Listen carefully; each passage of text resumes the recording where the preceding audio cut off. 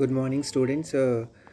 ఈరోజు చెప్పబోయే టాపిక్ ఏంటంటే వృక్ష వర్గీకరణ శాస్త్రము. వృక్ష వర్గీకరణ శాస్త్రంలో ముఖ్యంగా మనకి ఏంటి అంటే వృక్ష వర్గీకరణ శాస్త్రాన్ని మొట్టమొదటిసారిగా ఎవరు కనుక్కున్నారు, దాంట్లో ఉన్నటువంటి అంశాలు ఏంటి, దాంట్లో ఉన్నటువంటి వర్గీకరణ గురించి మనం చదువుకుంటున్నాం. సో మొట్టమొదటిసారిగా వృక్ష వర్గీకరణ శాస్త్రం లేదా టాక్సానమీ అని మనకు మొట్టమొదటిసారిగా ఎవరు వివరించడం జరిగిందంటే ఏపీడి కండోల్ అనే శాస్త్రవేత్త మొట్టమొదటిసారిగా వృక్ష వర్గీకరణ శాస్త్రాన్ని వివరించడం జరిగింది. సో ఈ టాక్సానమీ అనే పదంను గ్రీకు భాష టాక్సిస్ అనగా అమరిక, నామస్ అనగా నివాసము. టాక్సానమీ మీన్స్ న్యాయబద్ధమైన ఒక అమరిక, ఒక పర్టికులర్గా ఉన్నటువంటి ఒక విధమైనటువంటి మొక్కల యొక్క అమరిక, అంటే flowering plants, non flowering plants, అదేంది ఫ్రూట్ ఈల్డింగ్ ప్లాంట్స్, ఇలా అన్నీ ఒక వరుసలో పెట్టడానికి ఈ వర్గీకరణ శాస్త్రం అవసరమని వర్గీకరణ శాస్త్రాన్ని మొట్టమొదటిగా అతను వివరించడం జరిగింది. ఓకే, నెక్స్ట్ వర్గీకరణ అంశాలు మనకు తీసుకుంటే దాంట్లో ముఖ్యంగా 3 వర్గీకరణ అంశాలు ఉన్నాయి. అవి ఏంటి అంటే గుర్తింపు, అంటే ఒక మొక్కని ఏ లొకేషన్, ఏ ప్రదేశంలో అయితే గుర్తిస్తుందో దాన్ని మనం ఏమంటున్నాం, గుర్తింపు అంటున్నాం. సో అంటే ఐడెంటిఫికేషన్. దెన్ రెండవది ఏంటంటే గుర్తించిన దానికి ఒక ప్రత్యేకమైనటువంటి పేరును పెట్టాలి, దాన్ని మనం ఏమంటున్నామంటే నామీకరణ అంటున్నాం. మూడోది ఏంటంటే వర్గీకరణ, అంటే మొక్కలను వర్గీకరించాలి. ఏవైతే పుష్పిస్తూ ఒక సైడు, పుష్పించిన ఒక సైడు, ఇట్లా ఐక్లర్ వర్గీకరణ లాగా. జస్ట్ ఎగ్జాంపుల్ చెప్తున్నాం. సో క్లాసిఫికేషన్, దాన్ని వర్గీకరణ అంటున్నాం. ఈ విధంగా వృక్ష వర్గీకరణ శాస్త్రంలో ముఖ్యంగా 3 అంశాలు ఉంటుంది. ఒకటి గుర్తింపు, నామీకరణ అండ్ వర్గీకరణ అండి. ఓకే, మనం ఇప్పుడు వర్గీకరణలోకి వెళ్తున్నాం. సో వర్గీకరణ ముఖ్యంగా మనం డీప్గా చదవాలంటే మనకు బెంతమైన ఊకర్ వర్గీకరణ అండ్ ఎంగ్లర్ అండ్ ప్లాంటర్ వర్గీకరణ మనకు ముఖ్యంగా వివరించడం జరిగింది. సో బెంతమైన ఊకర్ వర్గీకరణలో మనం తీసుకుంటే ముఖ్యంగా బెంతమైన ఊకర్ వర్గీకరణ తీసుకున్నప్పుడు మొట్టమొదటిసారిగా బెంతమైన ఊకర్ వర్గీకరణని George Bentham and Sir Joseph Dalton అనే శాస్త్రవేత్తలు, వీళ్ళిద్దరూ ఇంగ్లాండ్ దేశానికి సంబంధించిన వ్యక్తులు. వీళ్ళు పుష్పించే మొక్కని లేదా ఫెనిరోగ్రామ్స్ని మొట్టమొదటిసారిగా జెనిరా ప్లాంటారం అనే గ్రంథంలో వివరించడం జరిగింది. ఈ స్లైడ్లో చూపిస్తున్న ఫస్ట్ పాయింట్లో చూడండి. సో ఈ ఇద్దరు శాస్త్రవేత్తలో ఒక శాస్త్రవేత్త అయినటువంటి డాల్టన్ హూకర్ అనే శాస్త్రవేత్త మొట్టమొదటిసారిగా ఇంగ్లాండ్లో క్యూ అనే నగరంలో ఇతను రాయల్ బొటానికల్ గార్డెన్కి డైరెక్టర్గా కూడా పనిచేయడం జరిగింది. అదేవిధంగా బెంతమైన హూకర్ వర్గీకరణ కనిపెట్టినటువంటి హూకర్ అనే శాస్త్రవేత్త మన దేశంలో ఉన్నటువంటి కలకత్తా అనే నగరంలో Botanical survey of India means BSIకి కూడా ఆయన స్థాపించి దాన్ని కూడా డైరెక్టర్గా పనిచేయడం జరిగింది. ఓకే, అండ్ బెంతమైన హూకర్ వర్గీకరణ లో ఉన్నటువంటి సాధారణ లక్షణాల్లోకి వెళ్తే బెంతమైన ఊకర్ వర్గీకరణ అనేటువంటిది ఇట్స్ వెరీ ఇంపార్టెంట్. ఇది న్యాచురల్ క్లాసిఫికేషన్ సిస్టమ్. ఇది సాధారణమైనటువంటి వర్గీకరణకు ఉదాహరణ, సహజ వర్గీకరణకు ఒక ఉదాహరణ. ఇది ఏ వర్గీకరణలపైన ఆధారపడి ఉంటుందంటే డి కండోల్ అండ్ డి డిస్సో అనే శాస్త్రవేత్తల వర్గీకరణ పైన బెంతమైన హూకర్ అనేటువంటి క్లాసిఫికేషన్ పైన ఆధారపడి ఉంటుంది. నెక్స్ట్ బెంతమైన హూకర్ వర్గీకరణలో పుష్పించే మొక్కలు లేదా ఫెనిరోగ్రామ్స్ని మాత్రమే వర్గీకరించడం జరిగింది. పుష్పించే మొక్కలు ముఖ్యంగా ఎన్ని జాతులు అంటే 97,205 జాతులు కనుక్కోవడం జరిగింది. అదేవిధంగా very important blue colour underline చేసిన నేను, అది కూడా MScలో చాలా టైమ్స్ అడిగినరు, MSc బాటనీ క్వశ్చన్స్లో. అంతే, అకార్డింగ్ టు బెంతమైన ఊకర్ క్లాసిఫికేషన్ కుటుంబాలు ఎన్ని 202. ఓకే, అదేవిధంగా ద్విదళ బీజాలు మనకు ముఖ్యంగా 165, ఏకదళ బీజాలు ఓన్లీ 34 ఉంది. లాస్ట్కి వస్తే వివృత బీజాలు ఇట్స్ వెరీ ఇంపార్టెంట్. వృక్షశాస్త్రంలో వివృత బీజాలు అంటే చాలా తక్కువ. అవి మొత్తం కూడా ఒక ప్రత్యేకమైన వాతావరణంలో పెరుగుతుంది. ఆ వాతావరణాన్ని మనం ఏమంటున్నామంటే హిలీ రీజియన్, అంటే పర్వత శ్రేణుల్లో పెరుగుతుంది. సో ఈ విధంగా బెంతమైన ఊకర్ వర్గీకరణలో ఉన్నటువంటి జాతులు, కుటుంబాలు, విభాగాలు, శ్రేణులు, సమూహాలు, ద్విదళ, ఏకదళ బీజాలు మరియు వివృత బీజాలు నేను స్లైడ్లో చూపించిన విధంగా ఉంది. నోట్ డౌన్ చేసుకోండి స్టూడెంట్స్. నెక్స్ట్ బెంతమైన ఊకర్ వర్గీకరణ. Now I'm going to discuss about బెంతమైన Hooker by the using of flow chart. Okay, so flow chart ప్రకారము ఫెనిరోగ్రామ్ పుష్పించే మొక్కలు మొట్టమొదటిసారిగా 3 తరగతులుగా విభజించడం జరిగిందండి. ఒకటి ద్విదళ బీజాలు, ఒకటి వివృత బీజాలు, మూడోది ఏంటంటే ఏకదళ బీజాలు మీన్స్ డైకాటిలిడన్స్, జిమ్నోస్పర్మ్స్ అండ్ ఏకదళ బీజాలు. పుష్పించే మొక్కలైనటువంటి ద్విదళ బీజాలకు మరియు ఏకదళ బీజాలకు మధ్యన వివృత బీజాలను పెట్టడం జరిగింది. ఓకే, నెక్స్ట్ ద్విదళ బీజాలను మనం డీప్గా చదువుదాము. ద్విదళ బీజాల్లో ఎలాంటి ఉపతరగతులు ఉన్నాయి, దానిలో ఎలాంటి శ్రేణులు ఉన్నాయి అనేవి మనం చూసుకుంటే, సో ద్విదళ బీజాల్లో మనకు ముఖ్యంగా ఎన్ని ఉపతరగతులుగా ఉండడం జరిగిందంటే ముఖ్యంగా 3 ఉపతరగతులుగా విభజించారండి. సో ద్విదళ బీజాలను ముఖ్య లక్షణాలు ఒక 4, 5 చెప్పుకుందాం. ద్విదళ బీజాలు అనేటువంటిది చాలా అభివృద్ధి చెందినటువంటి మొక్కలు. దీంట్లో మనకు తల్లివేరు వ్యవస్థ ఉంటుంది. దీంట్లో ద్విదళ బీజాల్లో జాలాకార ఇనల వ్యాపనం ఉంటుంది. ఓకే, ద్విదళ బీజాల్లో పుష్పాలు చతుర్భాగయుతము లేదా పంచభాగయుతంగా ఉంటుంది. ఓకే, ద్విదళ బీజాల పరిపత్రాల స్వభావం బట్టి ద్విదళ బీజాలను ముఖ్యంగా మూడు తరగతులుగా ఉపతరగతులుగా విభజించడం జరిగింది. అవి ఏంటంటే ఫ్లో చార్ట్లో చూపిస్తున్నటువంటిగా Polypetalae and Gamopetalae and Monochlamydeae. So ద్విదళ బీజాల్లో మొట్టమొదటి ఉపతరగతి గురించి మనం ఇప్పుడు చదువుతాం. పాలీపెటాలే అనేటువంటిది పేరులోనే ఉంది. ఇందులో పెటల్స్ అనేటువంటి చాలా ఉంటుంది. అవి అన్నీ దాన్ని ఏమంటారు, పెటల్స్ మీన్స్ ఆకర్షపత్ర అనేటువంటివి 2 వలయాల్లో అమరి ఉండి ఇవి అసంయుక్తంగా ఉండండి, వాటిని పాలీపెటాలే అంటున్నాం. ఈ పాలీపెటాలే మొక్కలు ముఖ్యంగా మనకు మళ్ళీ 3 రకాలుగా విభజించారు. అదేంటంటే తలామీఫ్లోరే, డిస్కిఫ్లోరే అండ్ క్యాల్సిఫ్లోరే. సో డిస్కిఫ్లోరే క్యాల్సిఫ్లోరే కంటే తలామీఫ్లోరేలో అండం అనేటువంటి అండకోశోదస్థిత పుష్పాలు ఉంటుంది. అంటే పుష్పాసన కుంభాకారంగా ఉండి పుష్పాసన అగ్రభాగంలో అండకోశం అమర్చబడి ఉంటుంది. మిగిలిన పుష్ప భాగాలన్నీ కూడా రక్షక, ఆకర్షక, కేసరాలు, అండాశయం అన్నీ కూడా పీఠ భాగం నుంచి ఉత్పత్తి చేయడం జరుగుతుంది. ఇలాంటివి తలామీఫ్లోరే ఉంటుంది. దీనికి బెస్ట్ ఎగ్జాంపుల్ మనకి ఏంటంటే రనీలిస్. ఏల్స్ అనే సిఫిక్స్ వచ్చిందంటే దాన్ని మనం ఏమంటాం, రనేల్స్ అంటున్నామండి. రనేల్స్ అనేటువంటి క్రమంలో బెస్ట్ ఎగ్జాంపుల్ మాల్వేసి. ఓకే, నెక్స్ట్ తలామీఫ్లోరే తర్వాత డిస్కిఫ్లోరేకి వెళ్తే పర్యాండకోశ పుష్పాలు ఉంటుంది. పర్యాండకోశ పుష్పాల్లో పుష్పాసనం పుటాకారంగా ఉంటుంది. పుష్పాసనం మధ్య భాగంలో అండకోశం ఉంటుంది. ఇందు నుంచి పుష్ప భాగాలు ఏర్పడతాయి. దీంట్లో ఉండేటువంటివి మొత్తం కూడా ఎలాంటి అండాలు ఉంటాయంటే అర్ధనిమ్నము లేదా నిమ్న అండాశయాలు కనిపిస్తుంది. Okay, third one. సో పాలీపెటాలో ముఖ్యంగా 3వ ఉపతరగతి, దాన్ని మనం ఏమంటున్నాం, క్యాలిసిఫ్లోరే అంటున్నాం. క్యాలిసిఫ్లోరే శ్రేణి మొక్కలలో ఎక్కువగా మనకి ఏంటంటే అండకోశోపరిక స్థితి పుష్పాలు ఉంటుంది. దీంట్లో అండాశయం అనేటువంటి నిమ్నంగా ఉంటుంది. నిమ్న అండాశయాన్ని కలిగి ఉన్నటువంటివి ఎగ్జాంపుల్ రోజేల్స్, అంబెల్లిఫెరేల్స్ అంటే అంబెల్లిఫెరా అంటే ఏపిఎసి కుటుంబం ఉదాహరణ వస్తుంది, బెస్ట్ ఎగ్జాంపుల్. ఓకే, నౌ ద్విదళ బీజాల్లో 2వ ఉపతరగతి అయినటువంటి గ్యామోపెటాలే. ఓకే, పేరులోనే ఉంది. గ్యామోపెటాలే అంటే పరిపత్రాలు 2 వలయాల్లో అమరి ఉంటుంది. ఆకర్షక మరియు రక్షక పత్రాలని. సో ఆకర్షక పత్రాలు అనేటువంటివి సంయుక్తంగా ఉంటుంది. ఇంతకుముందుకు పాలీపెటాలేలో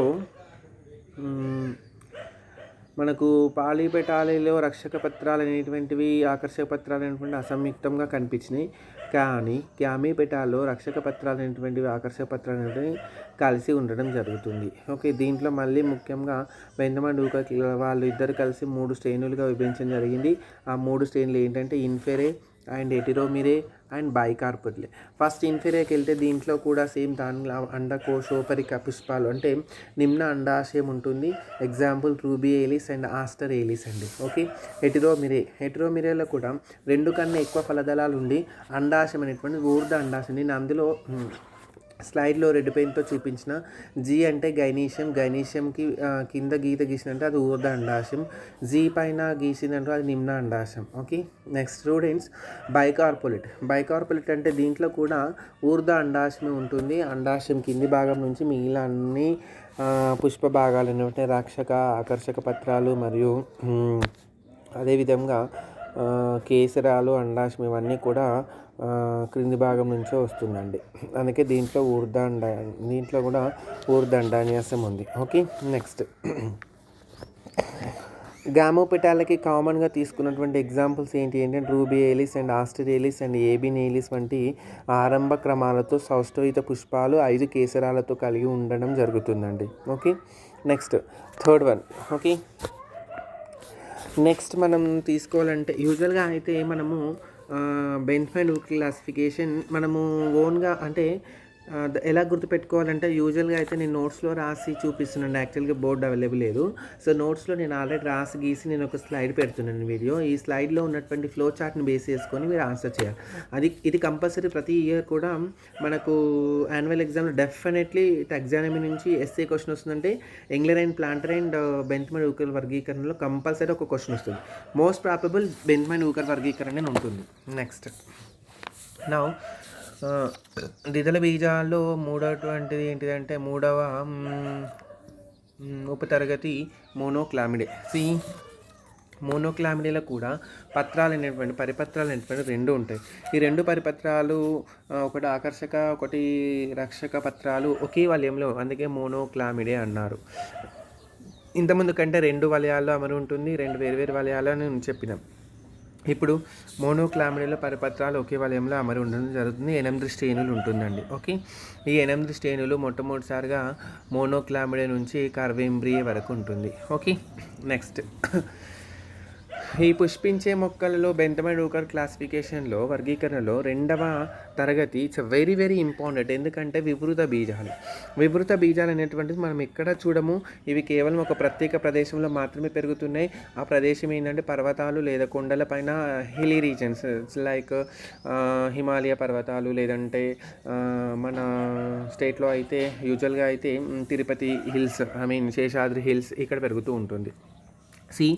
వివృత బీజాల యొక్క లక్షణాలు ఒక 2-3 ఇంపార్టెంట్ పాయింట్స్ చెప్పిన తర్వాత we go with classification of gymnosperms. Okay, gymnosperms అని ఎందుకు వచ్చిందంటే what is main difference between angiosperms and gymnosperms అంటే ఆవృత బీజాలకు వివృత బీజాలకు ఏంటి డిఫరెన్స్ ఉంది? ఆవృత బీజాలు అంటే బీజం చుట్టూ ఒక బీజ కవచం ఆవృతమై ఉంటే దాన్ని ఆవృత బీజం అంటున్నాం. ఓకే, వివృత బీజంలో అంటే బీజం చుట్టూ మనకి ఎలాంటి తొడుగు అంటే బీజ కవచం అనేటువంటి ఉండదు. అంటే నగ్న అండాలు లేదా నగ్న విత్తనాలు వివృత బీజాల్లో ఉంటాయి. ఓకే, వివృత బీజాల్లో అంకురోత్సవం ఏకస్థితిలో ఉంటుందండి. So very very important friends, so many times they are asking. And వివృత బీజాలు which is classified into mainly 3 orders. 3 రకాల క్రమాలుగా విభజించడం జరిగింది. ఒకటి ఏంటంటే సైకడేలీస్, రెండవది కోనిఫెరేల్స్, మూడవది నీటేల్స్. ఓకే, సైకడేల్స్లో సైకడేసీ ఫ్యామిలీ స్పీసీస్ వచ్చేసి Cycas, that is belongs to intermediate syllabus, not here. And next one కోనిఫెరేల్స్లో కొనిఫెరేసీ కుటుంబం, అండ్ కొనిఫెరేసీ కుటుంబంలో ఫైనస్ మీరు చదువుతారు, ఆల్రెడీ చదివిండ్రు కూడా. ఫైనస్ జనరల్ క్యారెక్టర్స్, ఫైనస్లో ఉన్నటువంటి వెజిటేటివ్ అండ్ రిప్రొడక్టివ్ క్యారెక్టర్స్ అన్నీ కూడా చదివారు. నెక్స్ట్ థర్డ్ వన్ నీటేసీలో కూడా Gnetum general characters, Gnetum root TS and leaf TS, whatever నీటంలో ఉన్నటువంటి రిప్రొడక్షన్ టైప్ కూడా మొత్తం లైఫ్ సైకిల్ ఆఫ్ నీటమ్ మొత్తం చదివిండ్రు. ఓకే, వాటికి జనరల్ క్యారెక్టర్స్ చెప్పాల్సిన అవసరం లేదు ఇక్కడ. Next I go with then third one, పుష్పించే మొక్కలను according to Bentham Hooker classification ద్విదళ బీజాలు వివృత బీజాల తర్వాత ఏకదళ బీజాలు పెట్టడం జరిగింది. ఏకదళ బీజాలు మనం తీసుకుంటే ముఖ్యంగా ఏకదళ బీజాలలో మనకు మొత్తం ఎన్ని శ్రేణులుగా విభజించడం జరిగిందంటే 7 శ్రేణులుగా విభజించడం జరిగింది. ఇక్కడ ఏకదళ బీజాల్లో ఒక ముఖ్య లక్షణాలు 2-3 చెప్పుకోవాలండి. ఓకే, ఏకదళ బీజ పిండంలో ఒకే బీజం ఉంటుంది. పేర్లోనే ఉంది ఏకదళ బీజం అని. ఏకదళ బీజంలో ఒక పిండం ఉంటుంది. దీంట్లో అబ్బురపు వేరు వ్యవస్థ లేదా పీచు వేరు వ్యవస్థ ఉంటుంది. When comparing dicotyledons which present only developing root system, that is nothing but తల్లి వేరు వ్యవస్థ మీన్స్ ట్యాప్ రూట్ సిస్టమ్ అక్కడ మనకు కనిపిస్తుంది. అదేవిధంగా ద్విదళ బీజాల్లో జాలాకార ఇనెల వ్యాపనం ఉంటుంది. కానీ ఇక్కడ ఏకదళ బీజాల్లో కేవలం సమాంతర ఇనెల వ్యాపనం మనకు కనిపిస్తుంది. ఈ 3 ముఖ్యంగా. అండ్ అక్కడ చతుర్భాగయుతం పంచభాగయుత పుష్పాలు, ఇక్కడ మాత్రం త్రిభాగయుత పుష్పాలు మాత్రమే కనిపిస్తుంది. నెక్స్ట్ ఓకే స్టూడెంట్స్, అర్థమవుతుందా? If you need any doubts, you can comment, you can ask in the comment box. Okay, I can see that questions I'll answer in personally, whatever in WhatsApp and whatever your phone call. Okay, right now. And ఏకదళ బీజాల్లో నేరుగా మనకు ముఖ్యంగా 7 శ్రేణులు నేను స్లైడ్లో గీసి చూపించిన. ఆ 7 శ్రేణుల్లో Microspermae, Epigynae, Coronarieae, Calycinae and Nudiflorae and Apocarpae and Glumaceae. Okay, first one Microspermae. పేర్లోనే ఉంది. మైక్రోస్పెర్మి అంటే ఏంటండి? మైక్రో అంటే చాలా చిన్నవి, స్పామ్స్ అంటే విత్తనాలు. ఇవి చాలా సూక్ష్మమైన విత్తనాలు కలిగి ఉన్నటువంటిదే Microspermae. The best example for Microspermae Orchidaceae family. Orchidaceae family కుటుంబం మొక్కలు చాలా బాగా అభివృద్ధి చెందినటువంటి Orchidaceae. For the best example for Orchidaceae Vanda మొక్క. And second one Epigynae. అపోగైనీలో మనం ముఖ్యంగా చూస్తున్నాము అండాశయం నిమ్నంగా ఉంటుంది. మొదటి 2 శ్రేణుల్లో అండకోశోపరిక పుష్పాలు మనకు కనిపిస్తుంది. నిజానికి వీటిని ఏకదళ బీజాల్లో చివరిగా చేర్చడం జరిగింది. కోరినేరియా, దీంట్లో 3వ శ్రేణి అయినటువంటి కోరినేరియా అండకోశోదస్థిత పుష్పాలను కలిగి ఉంటుంది. క్యాలిసిన్లో ముఖ్యంగా పరిపత్రాలు రక్షక పత్రావళిగా మాదిరిగానే ఉండడం జరుగుతుంది. బెస్ట్ ఎగ్జాంపుల్ పామే కుటుంబంలో మనకు ముఖ్యంగా ఏముంటుందంటే పామే కుటుంబానికి best example Cocos nucifera. Next Nudiflorae, దీనిలో పుష్పాలు అనేటువంటి పరిపత్ర రహితంగా ఉండడం. అంటే పరిపత్ర రహితం అంటే పరిపత్రాలు అంటే ఆకర్షక పత్రాలను రక్షక పత్రాలను రెండింటిని కలిపి పరిపత్రాలు అంటారు. ఇక్కడ పరిపత్రాలు న్యూడిఫ్లోరేలో పరిపత్రాలు అనేటువంటి 2 కూడా ఉండవు. అపోకార్పే, దీనిలో ఫలదళాలు అనేటువంటి అసంయుక్తంగా ఉండడం జరుగుతుంది. Next last one, this is also very very important. ఏకదళ బీజాల్లో according to Bentham and Hooker classification last స్టేజ్లో ఏకదళ బీజాల్లో లాస్ట్ శ్రేణి గ్లూమియేసి. ఈ గ్లూమియేస్ని ఇంకొక పేరు ఏంటి అంటే గ్లూమిని. ఇది మొట్టమొదటిసారిగా గ్రామీణ కుటుంబం లేదా పోయేసి కుటుంబానికి సంబంధించింది.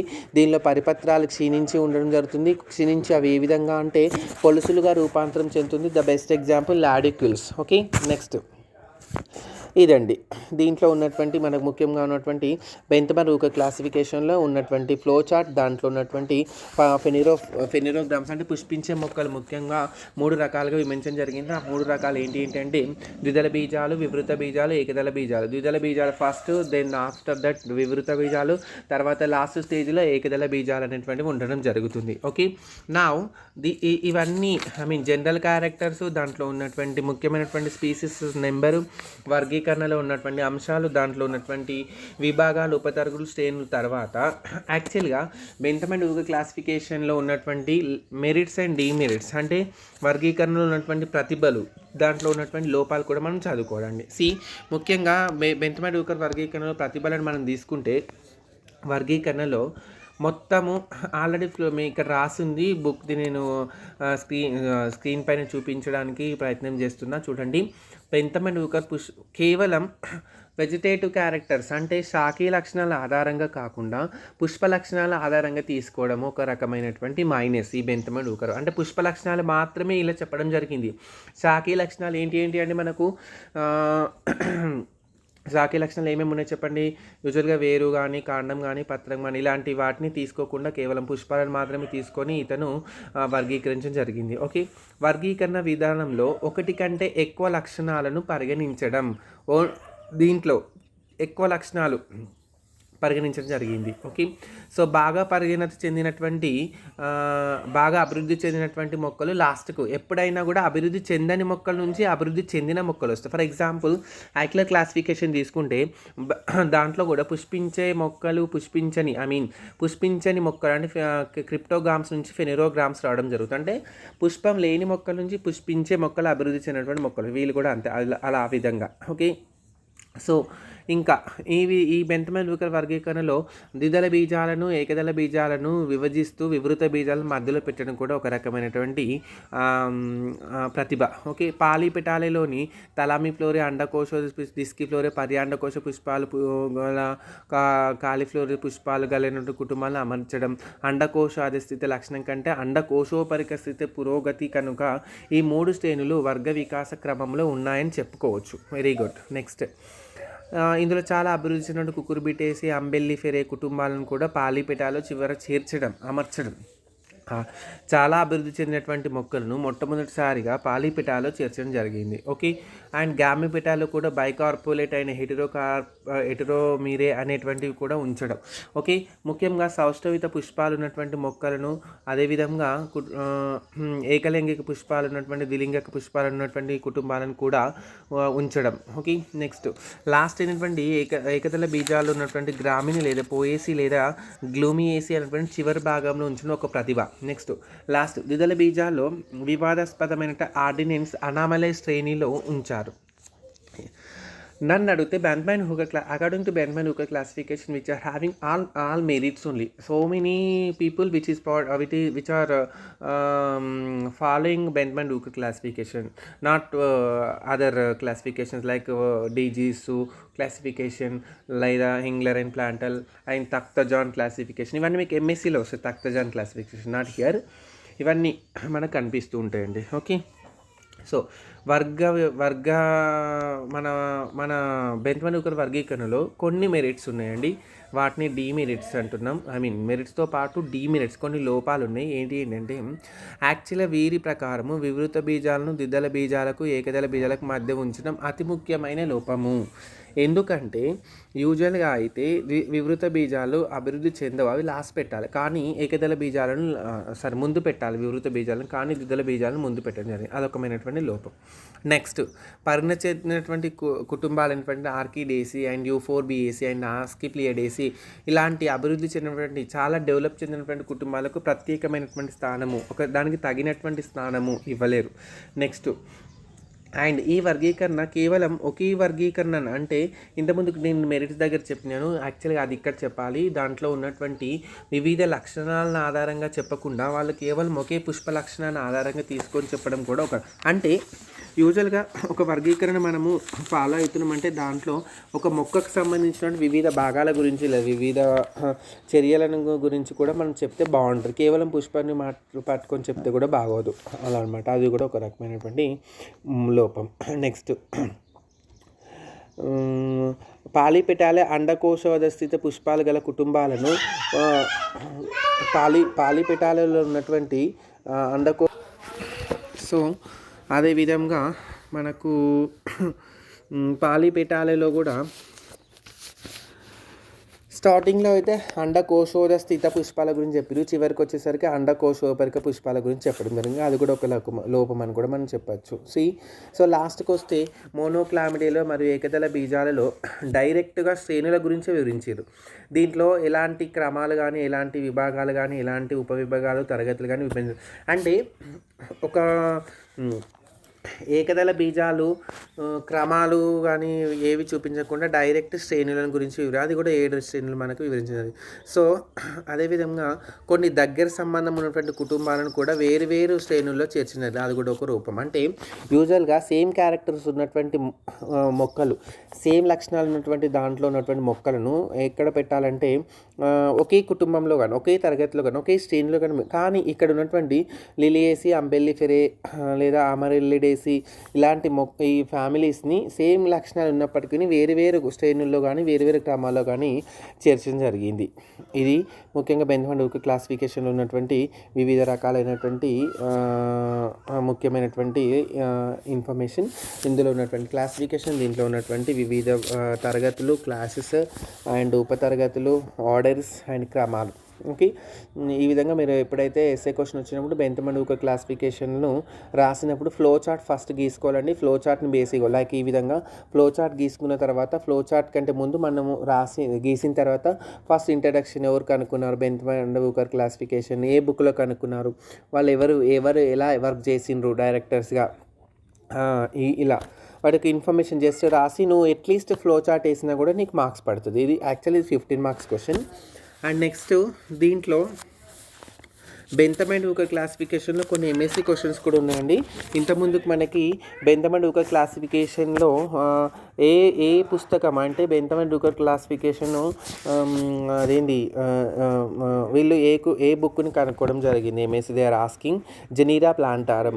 Next Bentham which is belongs to which type of the classification they are asking for MSc, that is natural classification.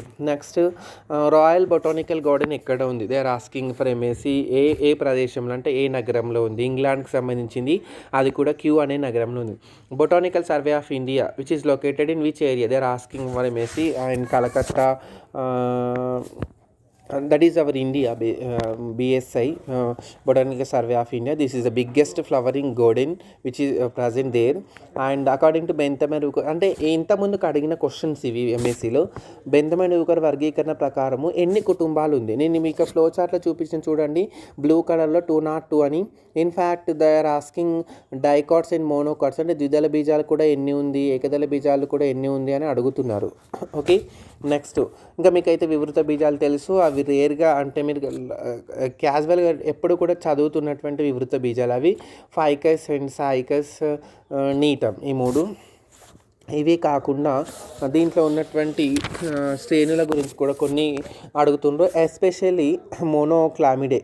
So మోనోక్లామిడే లేదా ఏకదళ బీజాల గురించి, ఏకదళ బీజాలు ఉన్నటువంటి గ్లూమియేసి.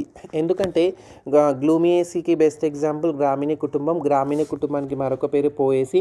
గ్రామీణ అని ఎందుకు అన్నారంటే ముందు కుటుంబము గ్రామీణ ఉండే, అది రూపాంతరం చెందింది. ఇంతకుముందు క్లాస్లో నేను ఆస్ట్రేసి చెప్పినప్పుడు ఆస్ట్రేసికి ముందు ఉన్నటువంటి పేరు ఏంటిదంటే కాంపోజిటే అని చెప్పిన. కాంపోజిటే అనే పేరును ఆస్ట్రేసిగా మార్చడానికి కారణం కూడా ఆస్ట్ర అనేటువంటి ప్రజాతిని బేస్ చేసుకొని ఏసీ అనేటువంటి సిఫిక్స్ని చేర్చడం జరిగిందని చెప్పిన. ఇక్కడ రెడ్ మార్క్లో గ్లూమియేసి అని చూపిస్తున్నా కదా, గ్లూమియేసికి బెస్ట్ ఎగ్జాంపుల్ గ్రామీణే కుటుంబం అంటుండు. గ్లూమియేసి అనేటువంటి శ్రేణి 7వ శ్రేణి, ఎందులో ఏకదళ బీజాలలో. ఇక్కడ ఏంటంటే గ్లూమియేసి అనేటువంటిది ద బెస్ట్ ఎగ్జాంపుల్ కుటుంబం గ్రామీణే. ఈ గ్రామీణే అనేటువంటి కుటుంబము కి ఇంకొక పేరు పోయేసి, ఎందుకంటే పోవా అనేటువంటి ప్రజాతి అండ్ ఏసీ అనేటువంటి సిఫిక్స్ ఉండాలి అకార్డింగ్ టు ఐసీబీఎన్ రూల్స్. మీకు తెలుసు టాక్సానమీలో ఐసీబీఎన్ రూల్స్ ఉంటుంది. ఐసీబీఎన్ అంటే కూడా మీకు తెలుసు international code of botanical nomenclature. దాన్ని బేస్ చేసుకొని ఒక మొక్కను వాటి యొక్క శాస్త్రీయ నామాలు కూడా కనుక్కోవడం జరుగుతుంది. మొక్క యొక్క శాస్త్రీయ నామాలు కూడా మొట్టమొదటిసారి కనుక్కున్న శాస్త్రవేత్త లిన్నేయస్ అనే శాస్త్రవేత్త. అతని మనకి ఏంటంటే ద్వినామీకరణ పద్ధతిని, ఒక మొక్కకు ఒక శాస్త్రీయనామం ఉండాలి. అంటే ఇంతకుముందు చెప్పిన కదా నేను డైరెక్ట్ వృక్ష వర్గీకరణ శాస్త్రంలో అంశాలు మనం తీసుకున్నప్పుడు first one identification, second one nomenclature and third one తీసుకుంటే వర్గీకరణ. నేను ఫస్ట్ వర్గీకరణ ఎందుకు చెప్పినది, ఇది వెరీ ఇంపార్టెంట్ 15 మార్క్స్ క్వశ్చన్ కాబట్టి నేను వర్గీకరణ డైరెక్ట్ ఎక్స్ప్లెయిన్ చేసిన. కానీ దానికంటే ముందు ఉన్నటువంటి ఐడెంటిఫికేషన్, అంటే ఏ లొకేషన్లో ఏ ప్రదేశంలో కనుక్కున్నారు, ఆ మొట్టమొదటిసారి కనుక్కున్న మొక్కకి ఎలాంటి పేరు ఉండదు. ఫర్ ఎగ్జాంపుల్ దతురా మెటల్, ఇది ఒక మందు మొక్క. ఉమ్మెత్త పుష్పం మనం 10th క్లాస్ నుంచి చదువుతూనే ఉన్నాం. ఉమ్మెత్త అనేటువంటిది దాని యొక్క పుష్పం యొక్క అడ్డుకోత నిర్మాణం, దాని భాగాలు రాయని 10th వస్తుంటుంది. కానీ అదొక మంచి మందు మొక్క అని ఇంతవరకు ఎవరు తెలియదు. కానీ ఇది మందు మొక్క అని ఎట్లా తెలియాలి అనేటువంటి విషయాన్ని మనం అర్థం చేసుకోవాలంటే దతురా మెటల్ గురించి వాళ్ళు పేరు పెట్టి దాని గురించి వివరించడం జరిగింది. ఇలా అంటే వర్గీకరణ అంశాలు మనకు ముఖ్యంగా పేరు పెట్టిన తర్వాత దానికి వర్గీకరిస్తారు. ఏ విధంగా, ఈ విధంగా ఒక్కొక్క తరగతి ఉపతరగతులు ఉన్నాయా, శ్రేణులు ఉన్నాయా, ఉపశ్రేణులు ఉన్నాయా, లేదు అంటే దాంట్లో ఎలాంటి మనకు కుటుంబాలు ఉన్నాయి, ఎలాంటి జీనస్లు ఉన్నాయి, ఎలాంటి ప్రజాతులు జాతులు ఉన్నాయి అనేటువంటి వివరించడం జరిగింది. ఈ పుష్పించే మొక్కలను ఈ విధంగా బెంతమెన్ రూకర్ వర్గీకరణతో పాటు మనకు సిలబస్లో ఎంగ్లర్ అండ్ ప్లాంటర్ వర్గీకరణ ఉంది. నెక్స్ట్ క్లాస్లో చదువుదాం ఎంగ్లర్ అండ్ ప్లాంటర్. దీంట్లో మీకు ఏమైనా డౌట్స్ కానీ లేకపోతే ఈ ఫ్లో చార్ట్ ఎలా చదవాలి, నేను ఏంటి అసలు నాకు ఏం అర్థమవుతలేదు అనేటువంటి విషయాలు ఉంటే మాత్రం మీరు కామెంట్ బాక్స్లో కానీ లేదంటే మనకు వాట్సాప్ గ్రూప్ ఉంది కదా, ఆ వాట్సాప్ గ్రూప్లో పెట్టాలి మీరు చదువుకున్న తర్వాత. ఓకే, అండ్ దీంట్లో ఉన్నటువంటి ఎంఎస్సి క్వశ్చన్స్ అయితే నోట్ డౌన్ చేసుకోండి. ఇవన్నీ నోట్ డౌన్ చేసుకున్న తర్వాత ఎంఎస్సి ఎంట్రన్స్కి ప్రిపేర్ అవ్వాలి. ఇది 15 marks questions, very important, right. So దీంట్లో ఉన్నటువంటి వర్గీకరణ ప్రతిభలు అండ్ వర్గీకరణ లోపాలు కూడా మనకు 4 మార్క్స్లో అడగడం జరుగుతుంది. అది కూడా మీరు పాయింట్ నోట్ డౌన్ చేసి పెట్టుకోవాలి. సో నెక్స్ట్ క్లాస్లో వర్గీకరణ అంశాల్లోకి వెళ్ళిన తర్వాత మనము ఎంగ్లర్ అండ్ ప్లాంటర్ వర్గీకరణ, నెక్స్ట్ మనం ఎంగ్లర్ అండ్ ప్లాంటర్ వర్గీకరణలో చూద్దామండి. ఓకే, మీరు మెయిన్గా గుర్తుంచుకోవాల్సిన విషయాలు ఏంటంటే ఫస్ట్ జనరల్ క్యారెక్టర్స్, దాంట్లో ఉన్నటువంటి కుటుంబాల ప్రజాతులు ఎన్ని ఉన్నాయో అవన్నీ. నెక్స్ట్ వర్గీకరణలో ముఖ్యమైనటువంటి అంశాలు, బెంతమైన వర్గీకరణ ముఖ్యమైన తరగతులు, ద్విదళ బీజాలు, ఏకదళ బీజాలు, అదేవిధంగా వివృత బీజాలు. ద్విదళ బీజాలు మళ్ళీ పాలి పెట్టాలి, గామి పెట్టాలి అండ్ పాలి పెట్టాలి, గామి పెట్టాలి అండ్ మోనోక్లామిడే. అండ్ పాలి పెట్టాలోకి వెళ్తే మళ్ళీ మూడు శ్రేణులు ఉన్నాయి, తలమి ఫ్లోరే, డిస్కి ఫ్లోరే అండ్ క్యాలసీ ఫ్లోరే. అండ్ గామి పెట్టాలి మళ్ళీ 3 శ్రేణులు ఉన్నాయి, ఇన్ఫిరే అండ్ ఎటిరోమిరే అండ్ బైకార్పోలిటే. అండ్ నెక్స్ట్ మోనోక్లామిడియాలో మనకు మొత్తము ఇందులో కొన్ని డైరెక్ట్ తరగతులు ఇచ్చిండ్రు. వివృత బీజాలు మళ్ళీ ముఖ్యంగా 3 ఉంటాయి, Cycas and Pinus and Gnetum. And third ఏకదళ బీజాలు మనకి ఇంకా నేను స్లైడ్లో చూపిస్తున్నా, అది ఏంటిదంటే 7 శ్రేణులు ఉంది, మైక్రోసిపెర్మే నుంచి అండ్ గ్లోమియేసి. ఈ విధంగా మీరు ఈజీగా ఫ్లో చార్ట్ని బేస్ చేసుకొని ఇలా ఇంపార్టెంట్ పాయింట్స్ రాసుకొని ఫ్లో చార్ట్ని ఇలా గీసుకొని తర్వాత డీమెరిట్స్ బెనిఫిట్స్ నేను రాసినట్టుగా మీరు ఉంచుకుంటే మీకు ఈజీ మెథడ్లో చదవాలి. ఇది చాలా గుర్తుండో కొత్త పేర్లు ఉంటాయి బేటా.